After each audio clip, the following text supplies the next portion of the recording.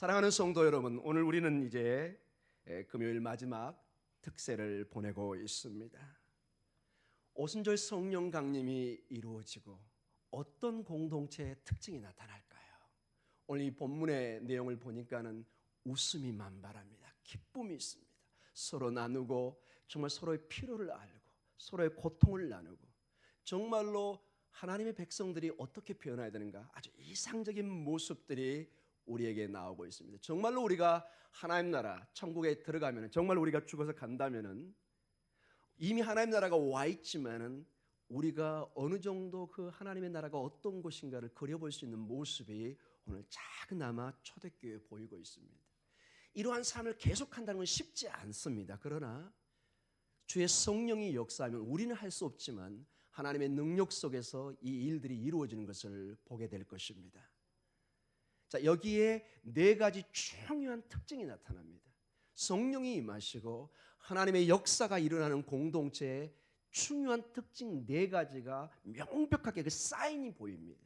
이것이 오늘 우리가 보고 도전을 받아야 되는, 비록 이것이 쉽지는 않지만 늘 깨어서 우리에게 이 사인이 있는가를 늘 점검해야 되는 그런 모습이 있다는 것입니다. 그것을 몇 가지를 살펴보면서 저희 공동체에 도전을 받기를 원합니다. 네 가지는 사도들의 가르침에 전념하는 일들이 일어납니다. 성도의 교제가 일어납니다. 그리고 떡을 나누는, 즉 빵을 나누는 일들이 일어납니다. 그리고 기도에 힘쓰는 역사가 일어납니다. 자, 이러한 모습들을 본문을 통해서 우리가 보도록 하겠습니다. 우리 2장 42절부터 시작하도록 하겠습니다. 같이 읽겠습니다. 시작. 그들이 사도의 가르침을 받아 서로 교제하고 떡을 떼며 오로지 기도하기를 힘쓰니라. 자, 여기에 네 가지가 나옵니다. 제일 처음에가 뭐죠? 사도의 가르침을 받아. 자, 여기는 마지막에 힘쓰니라로 이렇게 한국말이 마지막 결론으로 되어 있는데 원래 이 첫 시작이 헬라는 프로스카르테레오라는 아주 독특한 단어입니다. 즉 이 심장을 바친다는 뜻이 있습니다. 그들이 자신들을 전적으로 헌신하는 아주 몰두하는 중심을 두는 몇 가지가 이 네 가지라는 것입니다. 이 동일한 언어가 나중에 46절에도 나옵니다. 그러나 첫 42절에 그들의 심장을, 그들의 마음을 온 중심에 헌신하는 초점이 있는데 첫 번째가 사도들의 가르침에 전념한다는 것입니다. 이 가르침이 그 유명한 우리 이제 학교에서 배우는 전문 용어가 있습니다. 디다케라는 단어를 씁니다. 따라해 볼까요? 디다케. 이 가르침을 디다케라고 그러는데 특별히 이 디다케는 사도들의 가르침입니다. 그냥 일반적인 지식을 나누는 것이 아니라 이 공동체가 붙들고 있는 것이 이 사도들, 즉 하나님의 사람을 통해서 중심되게 가르쳤던 그 메시지가 있습니다. 그것이 뭐냐? 예수 그분이 그리스도라는 것입니다. 구약의 모든 그 초점의 핵심에 그리스도, 즉 메시아라는 것입니다. 바로 예수 이분이 바로 그리스도인 것을 선포하는 것입니다. 왜 이게 중요하냐? 여러분, 예수님 당시에 예수라는 단어는 흔한 이름이었습니다. 여기저기에 철수 또는 순이 이런 식으로 이렇게 많이 유대인들이 썼던 이름입니다. 그러나 이 나사렛 예수, 이 사람은 단순한 예수가 아니라 그리스도, 메시아, 마시아, 기름 부음 받은 자라는 것입니다. 그리고 다윗의 후손이라는 것을 정확하게 가르치고 있습니다. 수천 년을 그들이 연구하고 기도하고 그들이 기다렸던 그분이 바로 예수 이분이라는 것입니다. 그래서 이분이 바로 창세기 3장 15절에 나와 있는 그 여인의 후손이 그 뱀의 머리를, 사탄의 머리를 깨트릴 것 같은 그 약속의 그분이 바로 예수 그리스도이시고 이분이 바로 우리를 위해서 죽으시고 십자가에 죽으시고 부활하시고 우리의 죄를 구원하신, 그리고 다시 오셔서 우리를 영원한 구원으로 인도하실 그분이라는 것을 이 사도들이 목숨을 걸고 가르쳤습니다. 이 가르침의 모든 이제 성경을 볼 때 그리스도 중심으로, 예수님 중심으로 성경을 보고 가르쳤다는 것입니다. 그리고 두 번째로 중요한 것이 이 예수님이 주님이라는 것을 선포했습니다. 어떤 걸 선포했다고요? 주님. 따라 해볼까요? 큐리오스.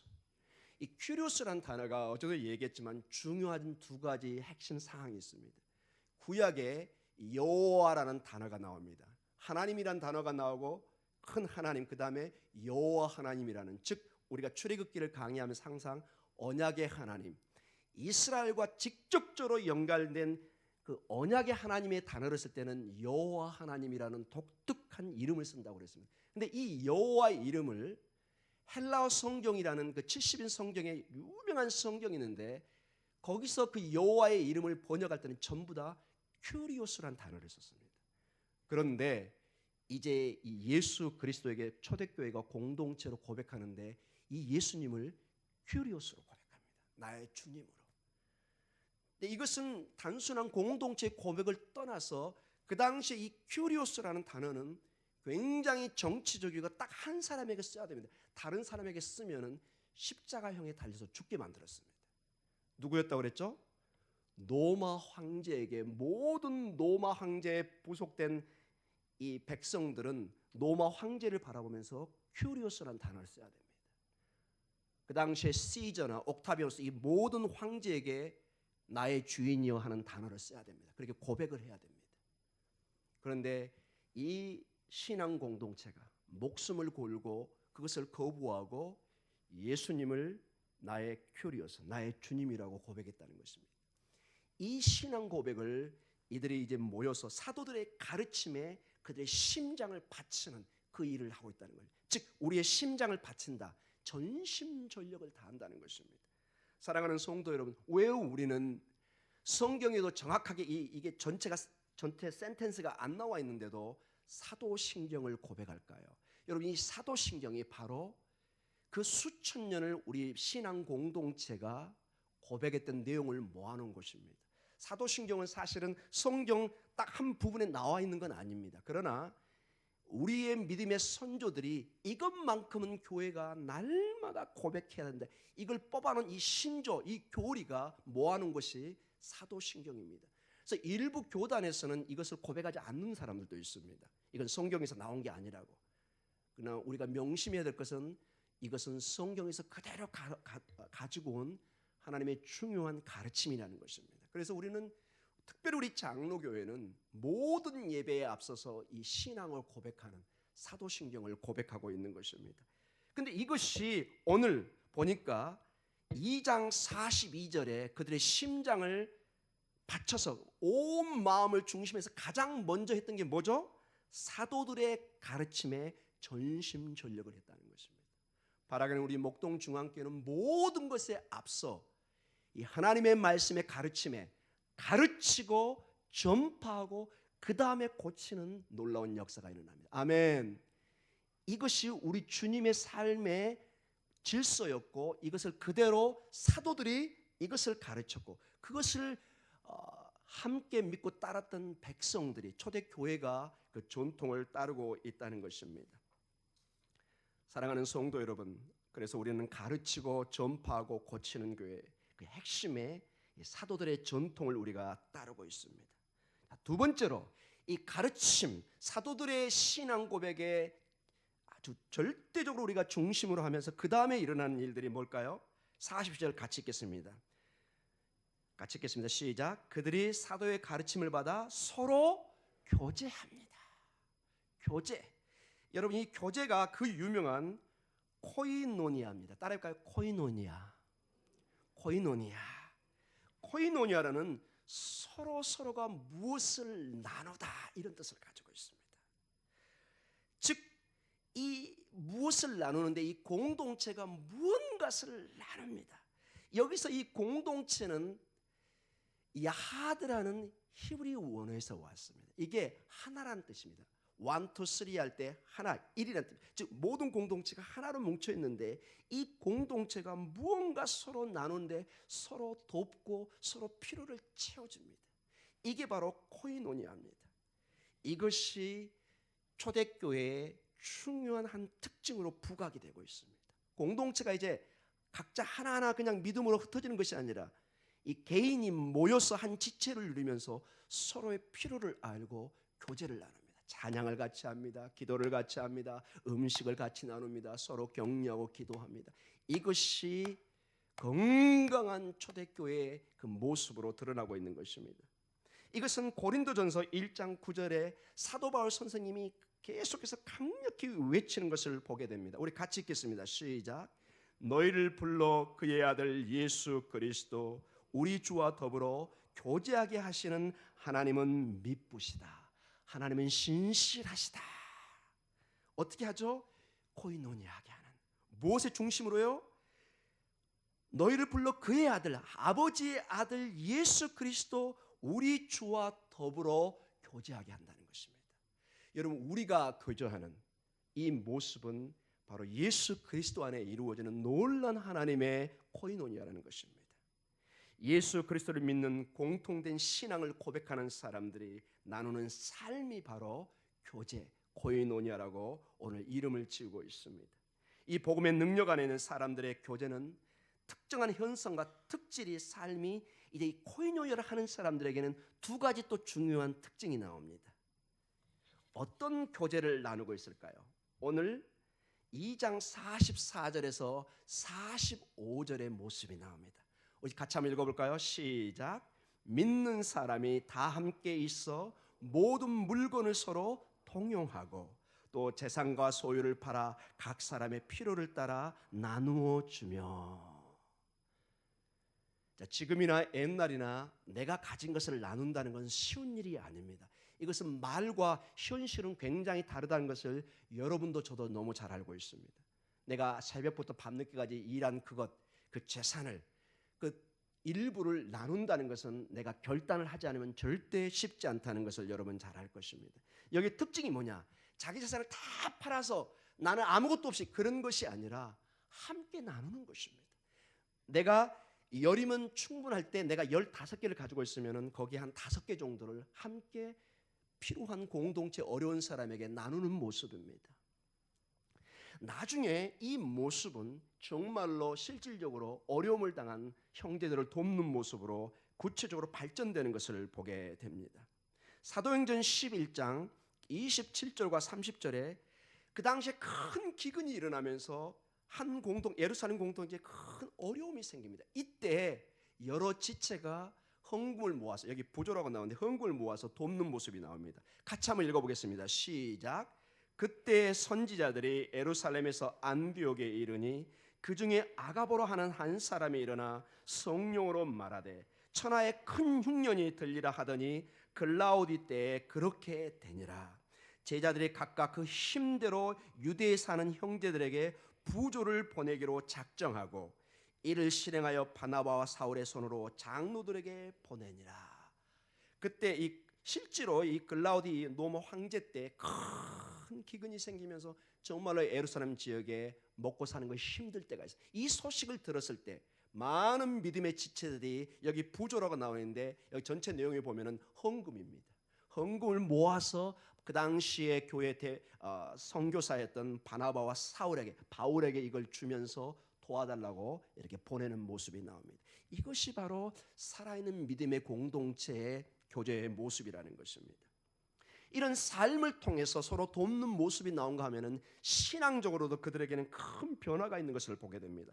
46절을 한번 보도록 하겠습니다. 2장 46절 같이 읽겠습니다. 시작. 날마다 마음을 같이하여 성전에 모이기를 힘쓰고 집에서 떡을 떼며 기쁨과 순전한 마음으로 음식을 먹고.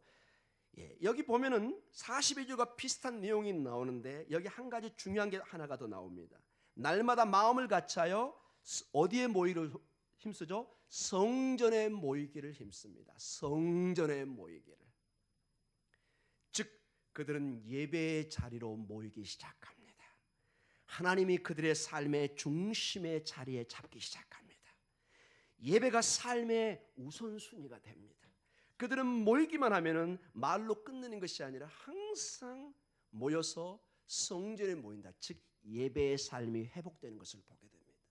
물론 유대인들은 예배의 삶의 중심이었습니다. 그러나 여기 특별히 적어놓는 것은 그들이 이 성령의 충만함 속에 특별히 더 성전에 모여서 하나님의 예배의 우선순위를 통해서 이 모든 교제와 삶이 이루어지는 것을 보게 됩니다. 사랑하는 성도 여러분, 마지막 때에는 많은 사람들이 모이기를 힘쓰지 않습니다. 여러분 놀랍게도 제가 서구에 있을 때 교회가 흥황하지 않고 쇠약하는 그 특징을 볼 때 성도들이 모이질 않습니다. 깜짝 놀랐습니다. 여러분 서구 사회는 새벽 예배가 없습니다. 여러분 너무 잘 아시겠지만 있는 교회는 정말로 특이한 교회입니다. 신문에 날 정도입니다. 와, 저 교회 새벽 예배 모인데 깜짝 놀랍니다. 제가 이 외국에 있을 때 같은 그 교수님이나 학생들하고 대화할 때 한국 교회를 가끔 설명할 때가 있습니다. 한국 교회는 매 새벽 예배 드리고 수요 예배 있고 금요철화 있고 또 주중에도 모이고 이랬더니 와우, 거기다 슈퍼맨이 모였나 보다 이렇게 얘기합니다. 어떻게 산대? 이럽니다. 여러분. 너무 지나친 것도 문제겠지만은 이 성경에 보면은 말세에 모이기를 힘써야 됩니다. 아멘. 이 특징 중에 하나가 말세에는 모이지를 않습니다. 주의 이름으로 모이지를 않습니다. 그래서 서구 교회는 그들의 행동처럼 점점 교회가 쇠약해집니다. 영국 교회 같은 데 제가 깜짝 놀란 게 공개적으로 그 믿음의 정말 서구 문명의 핵심을 이뤘던 이 앵글로 섹션의 핵심이었던 이 영국 교회 많은 사람이 대놓고 지금까지 우리가 믿었던 우리는 다 속았다.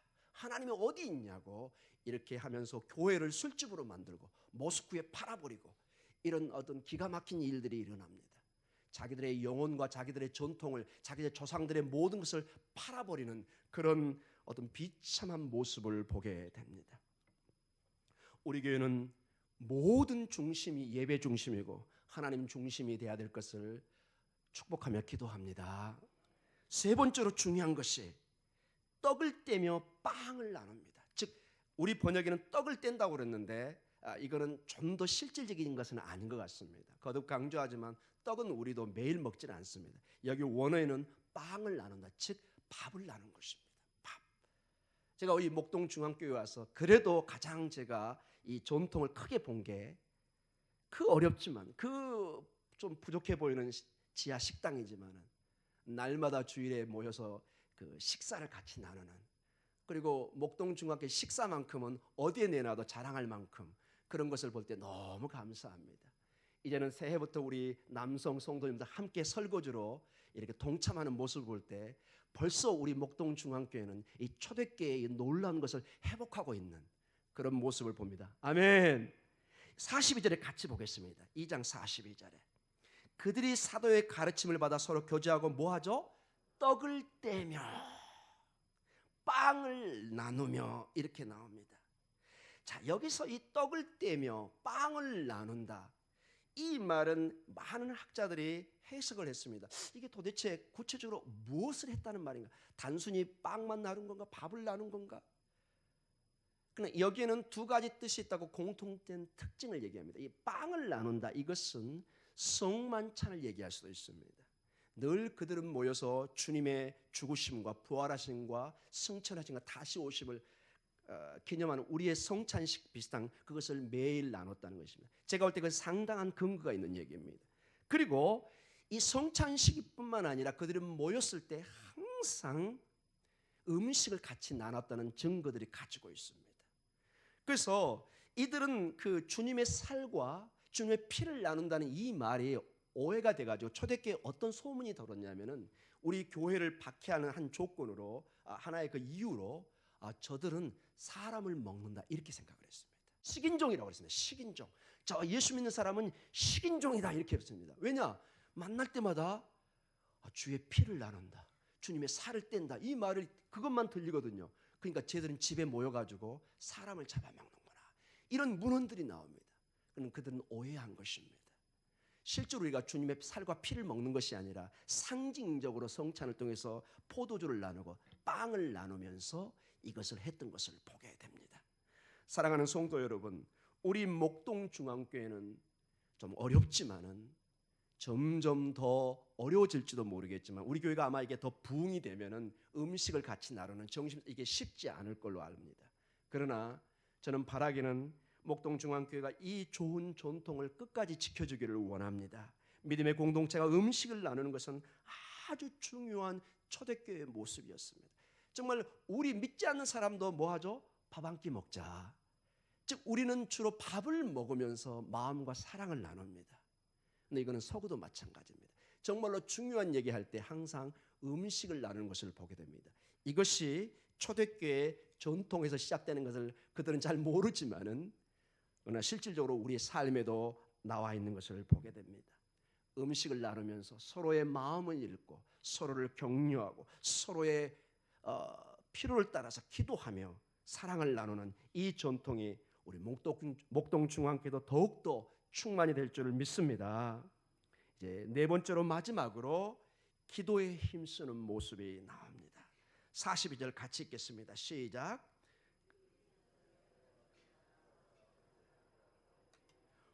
오로지 기도하기를 힘쓰니라.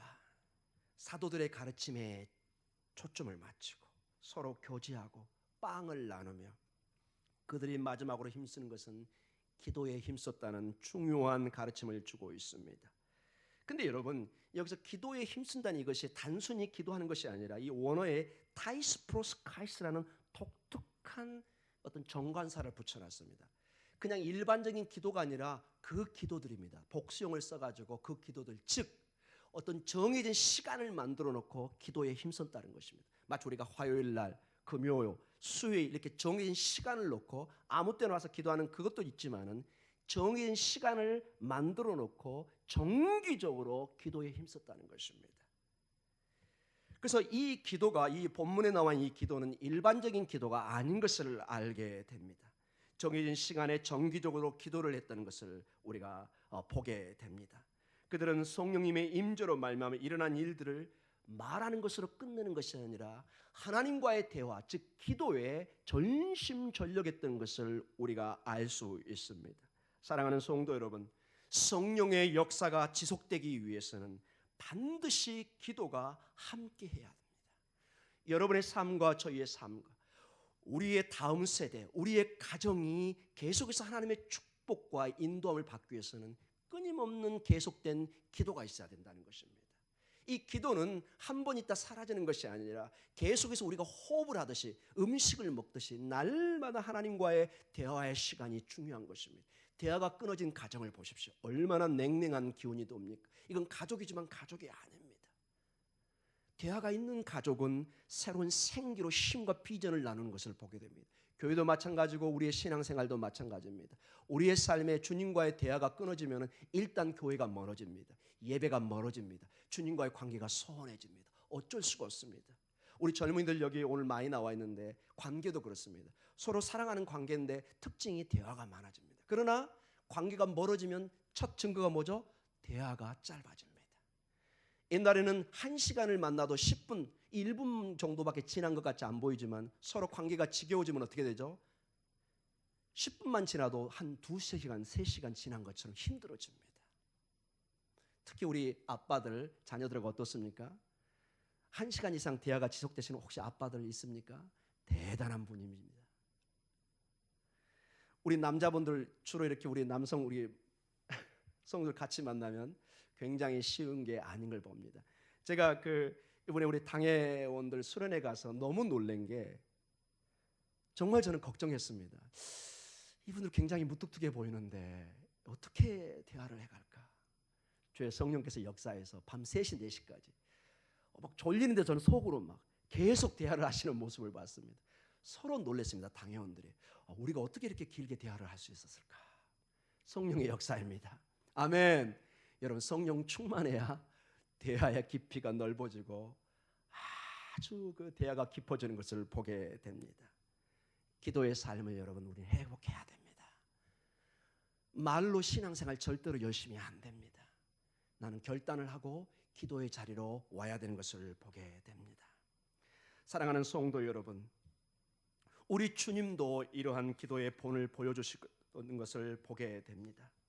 누가복음 3장 21절에 공생의 시작에 우리 주님이 기도로 시작하는 것을 보게 됩니다. 누가복음 3장 31절 시작. 백성이 다 세례를 받을새 예수도 세례를 받으시고 기도하실 때 하늘이 열리며 기도로 삶을 시작하십니다. 그리고 치료 사역이 시작될 때 주님은 기도를 하는 것을 보게 됩니다. 누가복음 5장 15절과 16절 말씀 우리 같이 읽겠습니다.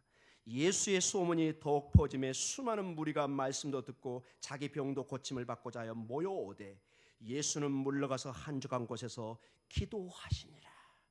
주님도 기도를 통해서 치료의 사역을 시작하는 걸 보게 됩니다. 그리고 제자를 선택하는 중요한 일을 할 때 주님은 기도하는 모습을 보여줍니다. 누가복음 6장 12절과 13절 말씀입니다. 같이 읽겠습니다. 시작. 이때 예수께서 기도하시러 산으로 가사 밤이 새도록 하나님께 기도하시고 밝음에 그 제자들을 부르사 그 중에서 12를 택하여 사도라 칭하셨다. 아멘. 그 다음에 마지막 죽음의 직전에도 주님은 기도하시면서 십자가에 돌아가는 모습을 보게 됩니다. 누가복음 23장 46절입니다. 시작. 예수께서 큰 소리 누가복음 23장 46절입니다. 23장 시작. 예수께서 큰 소리로 불러 이르시되 아버지 내 영혼을 아버지 손에 부탁하나이다 하고 이 말씀을 하신 후 숨지시니라. 아멘. 사랑하는 성도 여러분, 우리는 중요한 이 초대교회 성령이 충만한 초대교회의 특징 4가지를 보았습니다. 사도들의 가르침에 전념합니다. 성도의 교제가 활발해집니다.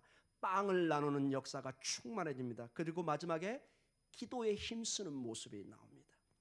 자, 이 모든 역사가 가능한 하나의 또 중요한 특징이 나옵니다. 그것이 43절입니다. 2장 43절 같이 읽겠습니다. 시작. 사람마다 두려워하는데 사도들은 말미암아 기사와 표적이 많이 나타나니. 성령에 충만한 사람들의 큰 특징 중에 하나가 두려워하는 마음이 생깁니다. 여기서 이 두려워한다는 표현이 프로케 포보스라는 단어를 씁니다. 이 포보스라는 단어가 두려워한다는 뜻인데 이 히브리 원어에 이 야레라는 뜻이 나왔습니다. 여기서 이 두려움은 제가 늘 설교 중에 강조할 때도 있지만 어떤 남양 특집의 귀신을 보고 막 벌벌 떠는 것이 아니라 어떤 절대적인 어떤 창조자의 그 역사를 보고 어떤 자연의 위대함을 보면서 와 하는 이 느낌입니다. 여러분, 큰 대양에 가서 끊임없는 그 자연의 그 무한함을 보면서 나의 그 작은 존재를 느끼면서 와 하는 그 느낌. 폭풍이 불어오고 하늘의 그 수많은 별들을 보면서 와 이 우주 속에 나의 그 작은 먼지 같은 내 존재를 보면서 느끼는 그 느낌, 그 피조물이 창조주를 보면서 느끼는 그 마음이 바로 포보스고 야레라는 뜻입니다. 이 마음이 전체적으로 지금 성도들의 회중에 강력히 임하고 있는 것입니다. 사랑하는 성도 여러분, 우리는 교회 일들을 말로 하기는 쉽지만은 이런 경외의 마음, 두려운 마음을 갖고 하는 것이 많이 사라진 것을 보게 됩니다. 그래서 우리의 삶에 그저 진부한 개념의 그런 일들이 많습니다. 오늘 기도 가야 되는구나. 오늘 새벽 예배 가야 되는구나. 오늘 또 벌써 수요 예배야. 이거 어떡하지? 이런 어떤 늘 일상의 한 모습으로 변해가는 걸 보게 됩니다. 그러나 하나님을 경외하는 그 두려워하는 마음이 있으면 전혀 다른 모습으로 예배에 참석하게 됩니다. 하나님의 앞에 나왔을 때 그 임재를 하나님의 그 떨림을 느끼게 되는 것입니다. 사람마다 두려워하는 가운데 그 가운데 사도들의 말미암아 기사와 표적, 이적들이 일어나는 걸 보면서 그들은 하나님이 어떤 분인가를 실제적으로 느끼면서 두려움과 떨림으로 나오게 되는 것입니다. 하나님은 그저 그런 분이 아니라 온 우주의 주인이시고 나를 살리시고 내 병을 치료하시고 지금도 살아서 역사하는 하나님이시구나. 이것을 그들의 삶 속에서 드러내는 것을 보게 됩니다. 결론적으로 말씀을 마칩니다. 사랑하는 성도 여러분, 이제 이 특세가 맞춰가면서 오늘 이 특징이 주의 말씀에 그다음에 서로 교제하고 서로 빵을 나누고 기도의 모습으로 이 모든 것이 성령 충만한 가운데 하나님을 두려워하는 마음으로 이 공동체가 충만해 갈 때 하루에 3,000명씩 이 숫자가 늘어가는 120명에서 몇 명으로 뛰었다고요? 3,000으로 뛰는 모습을 보입니다. 하나님의 이 놀라운 역사가 우리 목동 중앙교회에 있을 줄 믿습니다. 여러분의 삶에 여러분의 가정에도 이 하나님을 붙들고 나아갈 때 30배, 60배, 100배의 역사가 있을 줄 믿습니다. 나는 할 수 없고 나는 연약한 존재지만 우리는 우주의 하나님을 기도를 통해서 불러드리는 것입니다. 하늘의 보좌를 열게 합니다. 우리의 기도는 향이 되어서 계시록 5장 8절에 주의 보좌로 올라갑니다. 특별히 우리 젊은이들 기도하십시오. 여러분의 장래와 여러분의 진학을 놓고 고민하고 계십니까? 이 우주의 하나님께 기도하십시오. 이 생명의 하나님, 이 초대교회를 살리고 수천 년의 교회의 역사를 이끌어온 이 하나님, 이 내 주인에게 구하십시오. 우리 부모님들 많은 걱정이 있는 줄 압니다. 앞으로 우리 집안을, 내 사업을, 내 직장을, 내 자녀들을 어떻게 내가 돌볼까? 내 손주들을 이제는 주님 앞에 맡기십시오. 아멘. 주님 앞에 맡겨야 됩니다. 내 힘으로 새들이 날아다니지 않는 걸 여러분 아실 겁니다. 새가 아무리 이걸 퍼덕여도 공중을 나를 수가 없습니다. 공중에 반드시 뭘 타야 되죠? 바람을 타야 됩니다. 뭘 타야 된다고요? 바람을 타야 됩니다. 이 바람이 바로 이 윈드가 히브리어의 동일한 르아, 하나님의 영입니다, 여러분. 하나님의 영이 바람입니다. 바람, 동일한 언어입니다. 우리는 성령의 바람이 불어야 날 수 있습니다. 성령의 바람이 불어야 내 가정이 일어날 수 있는 것입니다. 아무리 내 힘으로 파닥거려도 날 수가 없습니다. 주의 성령의 바람이 불어야만이, 강한 그 바람이 불어야만이 이 공동체가 일어설 수 있는 것입니다. 여러분의 가정이 일어설 수 있는 것입니다. 여러분의 자녀들을 이제 이 성령의 바람에 맡기십시오. 주의 놀라운 역사가 있을 줄 믿습니다. 우리 다 같이 기도하겠습니다.